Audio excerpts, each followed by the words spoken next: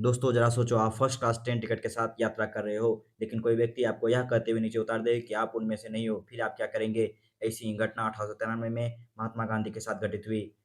बात शुरू होती है 2 अक्टूबर 1869 को पोरबंदर में जन्मे मोहनदास करमचंद गांधी से। 1888 में वे कानून की पढ़ाई के लिए लंदन गए और 1891 में भारत लौटे। लेकिन असली बदलाव तब आया जब उन्हें 1893 में दक्षिण अफ्रीका के पीटर मेरिट्सबर्ग स्टेशन पर फर्स्ट क्लास डिब्बे से सिर्फ इसलिए बाहर फेंक दिया गया क्योंकि वे गोरे नहीं थे। यही वह पल था जिसने एक साधारण वकील को सत्याग्रही में बदल दिया। उन्होंने 1894 में नटाल इंडियन कांग्रेस की स्थापना की और रंग-भेद के खिलाफ अपना पहला संघर्ष लड़ा।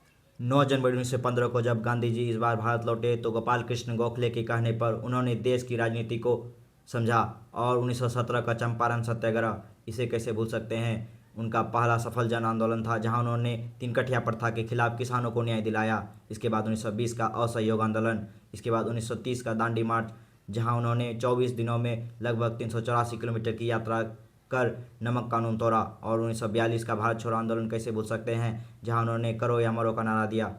लेकिन हर बड़े नेता की तरह गांधी जी के फैसलों पर भी गंभीर सवाल उठे हैं। मार्च 1931 में इरविन समझौते के दौरान भगत सिंह, राजगुरु और सुखदेव की फांसी की सजा को माफ़ कराने में उनकी विफलता को लेकर आज भी युवाओं के एक वर्ग में भारी रोष देखा जाता है। इसके अलावा 1932 के पूना पैक्ट के दौरान दलित अधिकारों के मुद्दों पर डॉक्टर भीमराव अम्बेडकर के साथ उनके मतभेद और 1947 के देश विभाजन के समय उनकी नीतियों पर लगे पक्षपात के आरोप, ये वे ऐतिहासिक सच हैं जिन पर आज भी बहस होती है।